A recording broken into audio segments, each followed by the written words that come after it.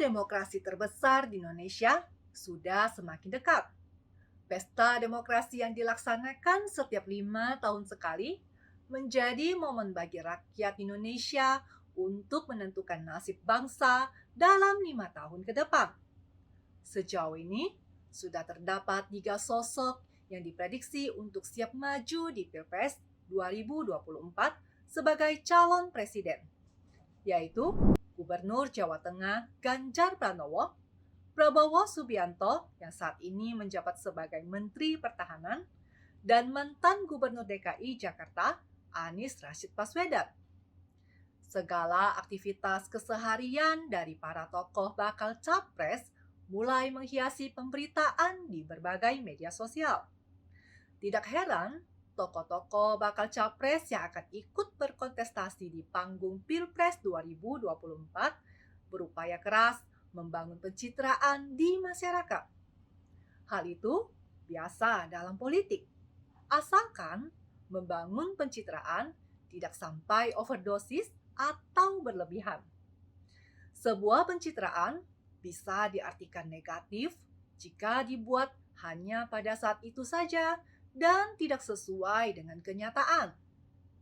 Di antara ketiga bakal capres yang turut ikut serta meramaikan persiapan penentuan masa depan Indonesia itu, ada 2 nama yang terkesan mendapatkan endorsement dari Presiden Jokowi, yaitu Ganjar dan Prabowo. Ganjar dikenal sebagai sosok pemimpin yang dekat dengan rakyat, mengayomi keluarga, dan memiliki segudang prestasi. Baru-baru ini, Gubernur Jawa Tengah ini diundang oleh Presiden Jokowi ke Istana Kepresidenan pada hari Selasa tanggal 13 Juni kemarin. Kehadiran dari Ganjar di Istana Kepresidenan diketahui dari foto unggahan di akun pribadi Instagramnya. Dalam foto itu, Ganjar yang mengenakan kemeja batik dan celana panjang hitam turun dari mobil di kompleks istana. Dalam keterangan di foto, Ganjar meminta kepada istrinya, Siti Atikoh, agar tidak menghubunginya hingga sore nanti, sebab dirinya akan melakukan rapat dengan Presiden Jokowi. Menurutku, citra dari Ganjar sebagai suami yang selalu memberikan kabar kepada istrinya bukanlah sekedar gimmick yang dibuat-buat. Karena sejak dulu, di berbagai media, kita sudah bisa menemukan banyak berita mengenai Ganjar yang sudah sering mengajak istrinya untuk turut mengikuti kegiatannya. Pemberitaan mengenai kehadiran Ganjar di Istana Negara kemarin juga banyak disorot media. Tentu saja, pertemuan antara Jokowi dan Ganjar tidak hanya membahas mengenai penataan kawasan Candi Borobudur yang memang termasuk dalam salah satu proyek strategis nasional.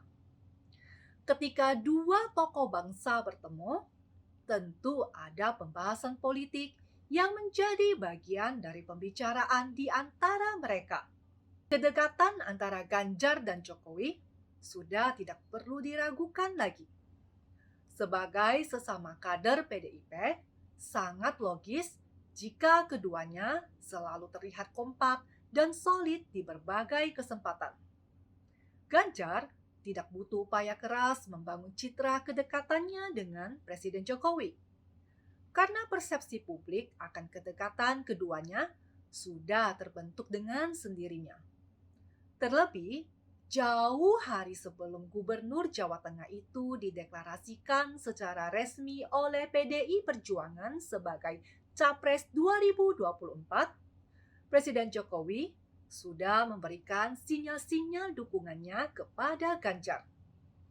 Mulai dari Rakernas Projo yang diadakan di Jawa Tengah, Jokowi menyebutkan bahwa pemimpin yang didukungnya hadir di Rakernas. Jokowi juga menyebutkan ciri-ciri pemimpin yang memikirkan rakyat adalah yang berambut putih dan dahinya berkerut. Dan yang terbaru adalah pada saat Rakernas PDIP, Jokowi menyebut bahwa Ganjar adalah seorang pemimpin yang memiliki nyali dan Kalau pemimpin ke depan seperti Pak Ganjar Pranowo, yang paling penting itu memang nyali itu nomor satu, berani itu nomor satu, berani dan punya nyali, dan saya lihat Pak Ganjar punya. Ganjar tidak butuh membangun pencitraan yang berlebihan soal kedekatannya dengan Jokowi. Karena sinyal-sinyal dukungan dari Presiden Jokowi kepada dirinya sudah jelas dan nyata. Ganjar hanya fokus bekerja menuntaskan sejumlah programnya sebagai gubernur di Jawa Tengah. Berbeda dengan Prabowo Subianto, bakal capres dari Partai Gerindra. Selama beberapa waktu terakhir ini, kubu Prabowo berupaya keras membangun citra kedekatannya dengan Presiden Jokowi. Kubu Prabowo memanfaatkan tingkat popularitas Presiden Jokowi. Hal ini terlihat dari bagaimana Prabowo selalu menempel pada Jokowi di setiap kunjungan kerjanya ke daerah-daerah.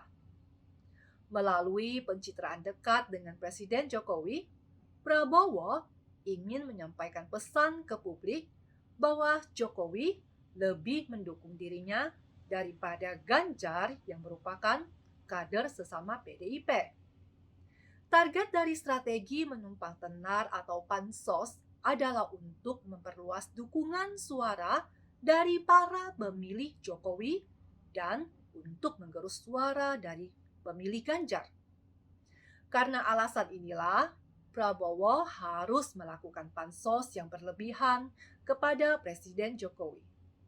Sebab kinerja Prabowo sebagai Menteri Pertahanan tidak menunjukkan prestasi yang luar biasa, sehingga memang sulit bagi kubu Prabowo untuk menjual prestasinya ke publik. Dan strategi ini memang berhasil menaikkan elektabilitas Prabowo selama beberapa minggu terakhir ini. Namun, secara politik, strategi pansos hanya memperlihatkan kelemahan Prabowo yang tidak memiliki daya jual sebagai bakal calon presiden. Tidak hanya itu, kubu Prabowo juga berupaya keras untuk menghilangkan citra seorang mantan prajurit yang terkesan kaku dan temperamental. Prabowo berhasil membangun citra sebagai sosok yang santai, humoris, dan merakyat. Nah, bagaimana dengan bakal calon presiden dari koalisi perubahan? Kubu Anies Baswedan tidak bisa memainkan strategi pansos seperti Prabowo.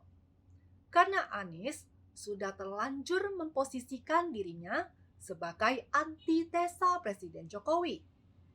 Strategi yang dimainkan oleh kubu Anies adalah untuk membangun framing kegagalan pemerintahan Presiden Jokowi. Targetnya adalah untuk meraih dukungan suara dari masyarakat yang tidak puas terhadap pemerintahan Presiden Jokowi. Itulah sebabnya kenapa elektabilitas Anies kian jauh tertinggal dari Ganjar dan Prabowo. Karena Anies hanya bisa memperoleh dukungan dari 20% masyarakat yang memang belum puas terhadap kinerja pemerintahan Presiden Jokowi. Upaya keras untuk melepaskan citranya sebagai bapak politik identitas yang memang sudah melekat kuat pada dirinya sejak Pilkada DKI Jakarta tahun 2017 yang lalu. Tidak hanya membangun citra sebagai pemimpin yang toleran, Anies juga sudah berupaya membangun citra kedekatannya dengan rakyat. Namun, di era media sosial seperti sekarang ini, berbagai perilaku rekayasa akan mudah diterka dan diketahui oleh masyarakat. Dari rekam jejak seseorang di masa lalu, kita dapat menyimpulkan reputasi orang itu yang sesungguhnya. Mereka yang lebih banyak bersandiwara pada saatnya akan diketahui masyarakat melalui perilaku dan kebiasaan aslinya di masa lalu. Banyak informasi yang bertebaran belakangan ini ketika sosok-sosok yang demikian berambisi untuk menjadi presiden memaksakan diri untuk bersikap merakyat, santun, ramah, dan bersahaja. Berbagai perilaku yang terkesan indah itu bukan dari hati nurani dan kebiasaan keseharian dari mereka. Maka, pada momen lain, terekam di media sosial karakter dan watak asli dari mereka.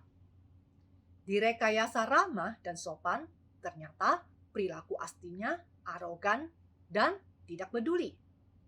Jika berjabat tangan saja dengan rakyat tidak mau, apalagi mendengar harapan dan aspirasi dari rakyat. Maka jangan salah memilih pemimpin yang penuh pencitraan. Pilpres 2024 ini adalah momen bagi kita untuk menentukan nasib bangsa dalam 5 tahun ke depan. Bersama saya Yanti, don't be silent majority. Speak up.